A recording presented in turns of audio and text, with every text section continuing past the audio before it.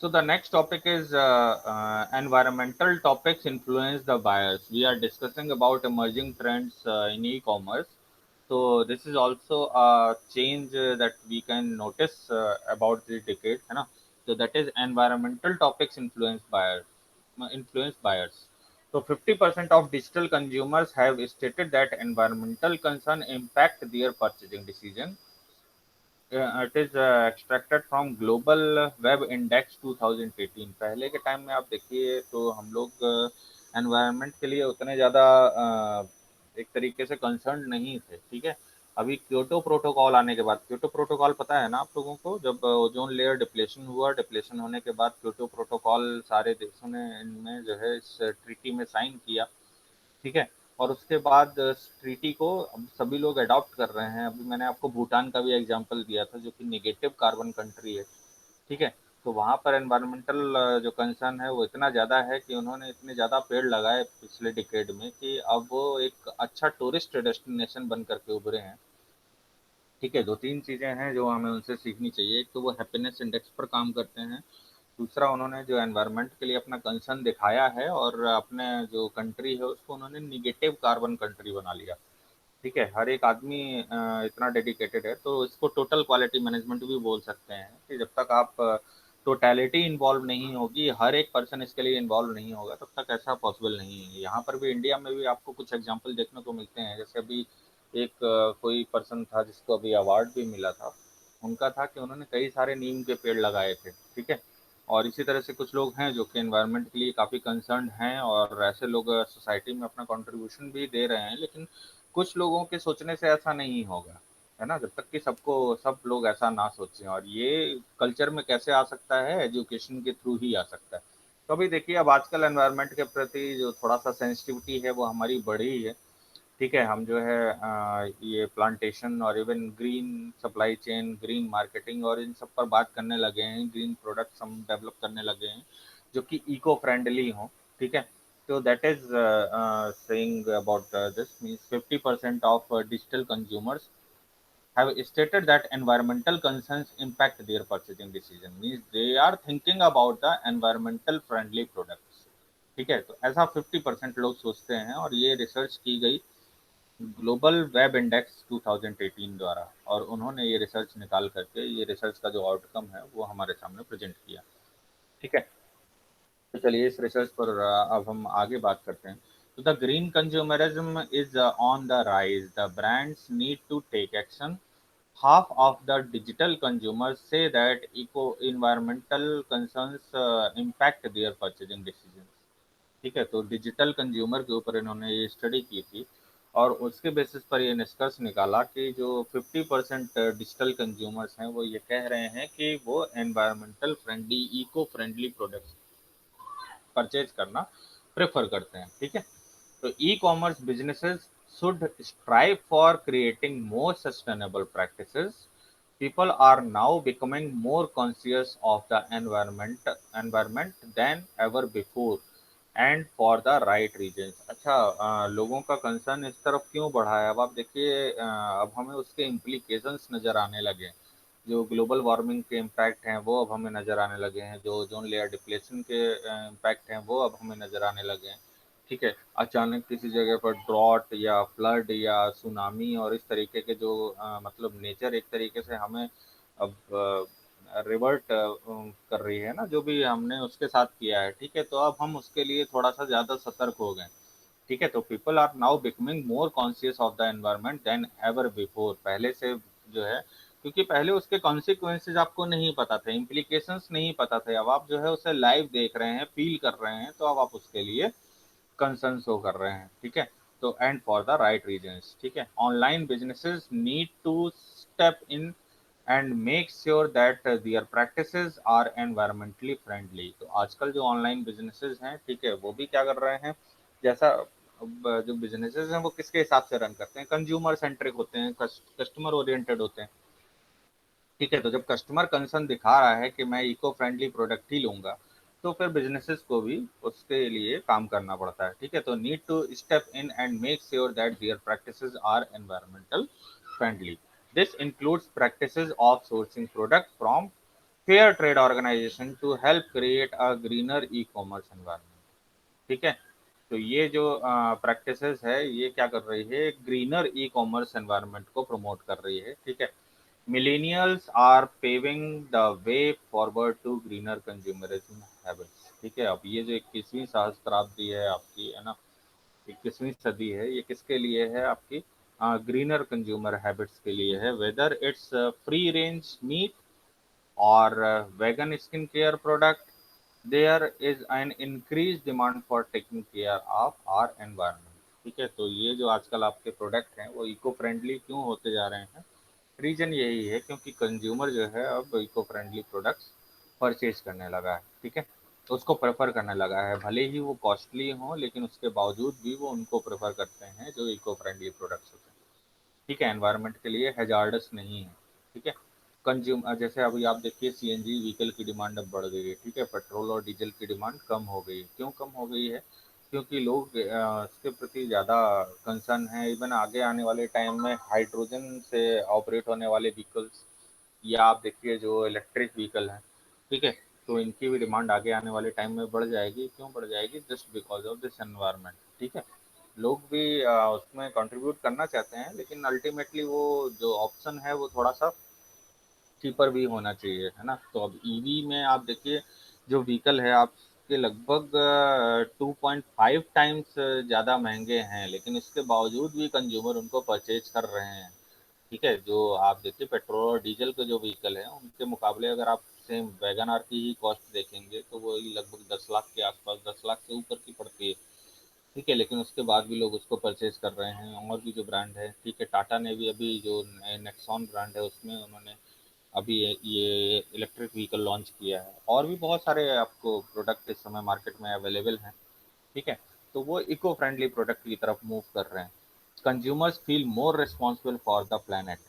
ठीक है, which in turns increase the responsibility for brand to cater the eco friendly needs of customers.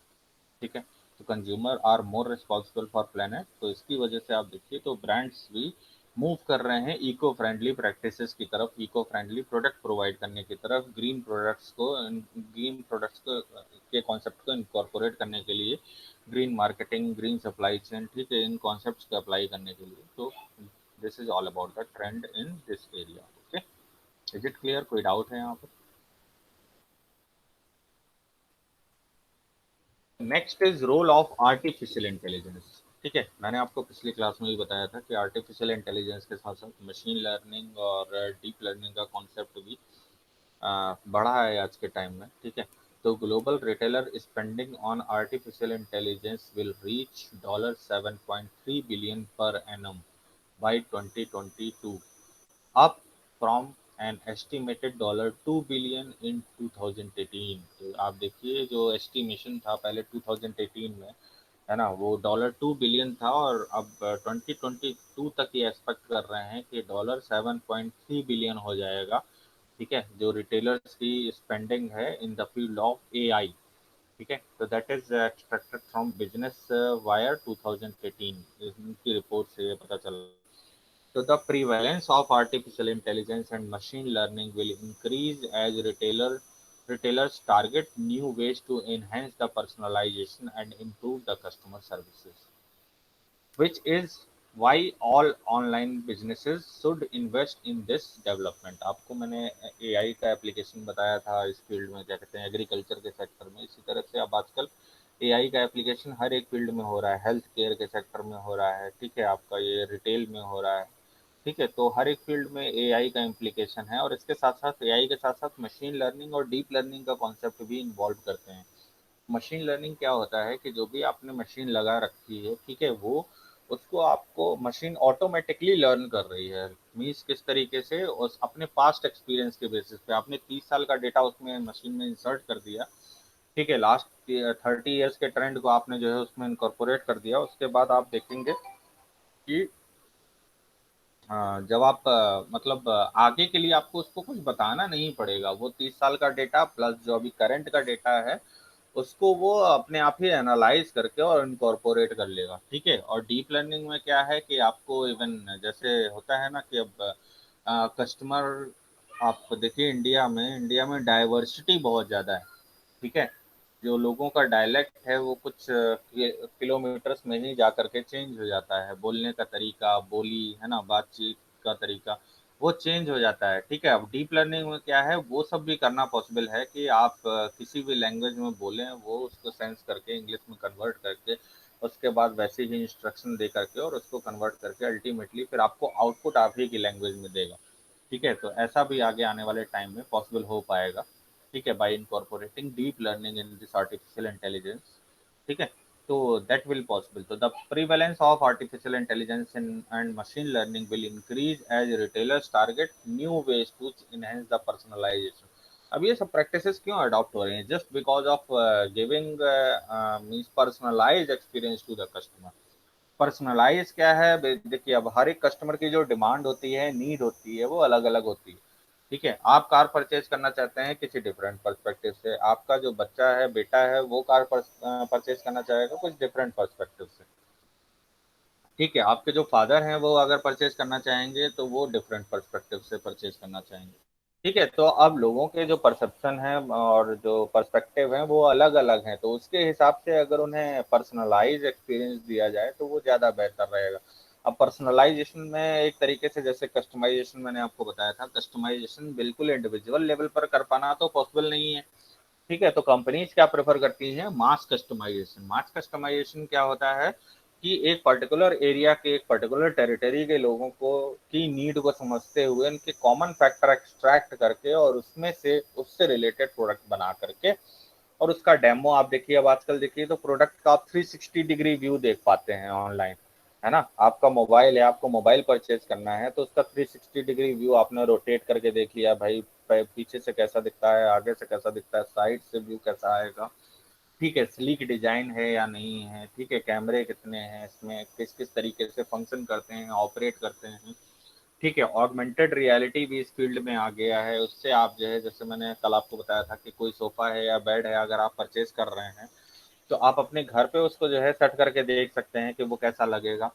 ठीक है, आप और देखिए अब आजकल जैसे चश्मे वगैरह टेस्ट करते हैं तो अब चश्मे भी आपके ऊपर किस तरीके के लगेंगे, कपड़े आपके ऊपर किस तरीके के लगेंगे, वो सब जो ऑगमेंटेड रियलिटी है, ठीक है, एआई है, इन सब का इस्तेमाल करके आप जो है उसको देख सकते हैं। एआई बेसिकली क्या है कि आर्टिफिशियल इंटेलिजेंस में क्या होता है कि वो डेटा एनालाइज करके आपको बताता है कि आप आगे क्या करें। ठीक है, जैसे एग्रीकल्चर सेक्टर में मैंने आपको बताया था ना कि आप लीव्स की फोटो खींच करके आप जैसे आपने उसको जो है एआई ऐप में डाल दिया, उसके बाद आप क्या, आप उसको जो है एनालाइज कर सकते हैं कि लीफ हेल्दी है या नहीं है।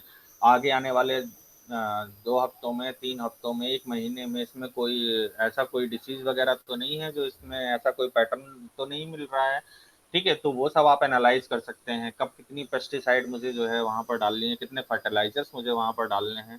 ठीक है, और आप देखिए तो कब कितना जो है आपको पानी देना है, कब कितना खाद देनी है, वो सब आप जो है इसमें इसके थ्रू डिटेक्ट कर सकते हैं आर्टिफिशियल इंटेलिजेंस के थ्रू। ठीक है, इसमें अगर मशीन लर्निंग और डीप लर्निंग और इनकॉर्पोरेट कर देंगे तो वो उसमें क्या है कि ह्यूमन इंटरवेंशन पूरी तरह से खत्म हो जाएगा। वो ऐप ही आपको बता देगा। मैंने ये भी बताया था आपको कि आप अपनी साइकिल पे या ट्रैक्टर पे, ठीक है, फोन लेकर के आप जो है क्रॉस द लैंड, जो भी आपका मतलब खेत है, ठीक है, उसमें आप जो ने उसको स्क्रॉल कर दिया। स्क्रॉल करने के बाद वो जमीन से जो भी डेटा है वो सारा सेंस कर लेगा। सेंस करने के बाद वो बता देगा इसमें कितना मॉइस्चर है, कितना नाइट्रोजन कंटेंट है, और बाकी जो भी जमीन की ज़रूरतें हैं, जो भी मिनरल्स हैं, उन सब के बारे में आपको इन्फॉर्मेशन दे देगा। और वो अगर नहीं है आपके उस पर्टिकुलर एग्रीकल्चर लैंड में तो उसके बाद आप उसको अलग से इनकॉर्पोरेट कर सकते हैं, अलग से उसको जो है डाल सकते हैं। ठीक है, तो that is possible just because of incorporating the AI. So AI can also help businesses to learn about the customers and supply them with the personalized experience they are demanding। ठीक है, तो कस्टमर के बारे में आप learn कर सकते हैं, उनकी बाइंग बिहेवियर के बारे में लर्न कर सकते हैं, किस तरीके से परचेज करता है, फ्रीक्वेंसी में परचेज करता है या बल्क में, वॉल्यूम में परचेज करता है। ठीक है, क्या क्या उसका पैटर्न है परचेज करने का। ठीक है, उसका इनकम क्या है, और बाकी मतलब बाकी की डिटेल जो भी है वो सब कुछ आप जो है एक्सेस करके उसके बाद उनको पर्सनलाइज्ड एक्सपीरियंस के थ्रू आप वो प्रोडक्ट ऑफर कर सकते हैं। ठीक है, help companies connect customers data with the real time insights to improve the shopping experience. ठीक है, और कंपनीज की हेल्प कर सकते हैं to connect the customer data with real time insights to improve the shopping experience. Automate tasks such as the customer support through chatbots to help customers 24/7 and generate the timely offers. अब आप देखिए generally जो companies की आप website में जाते हैं, ठीक है, जनरली बैंकिंग में होता है, जैसे एचडीएफसी में गए तो वहाँ पर आपको एक चैट बॉट्स मिलता है, या आप देखिए आईआरसीटीसी की वेबसाइट में जाते हैं उसमें भी चैट बॉट मिलता है। ठीक है, तो उसमें क्या है कि आपका अगर कोई भी क्वेश्चन है, कोई भी क्वेरी आप उसमें टाइप करिए तो उसके बाद आपको तुरंत उसका रिजोल्यूशन मिल जाता है। ठीक है, तो अब ये क्या है, this is automated task such as customer support through chat bots to help customer 24/7। किसी भी टाइम आप अगर आपको कुछ भी कम्युनिकेट करना है, आपकी कोई क्वेरी है, कोई प्रॉब्लम है, कहीं पर आपकी कोई कंप्लेंट है, तो वो रिजॉल्व हो जाएगी just because of this AI.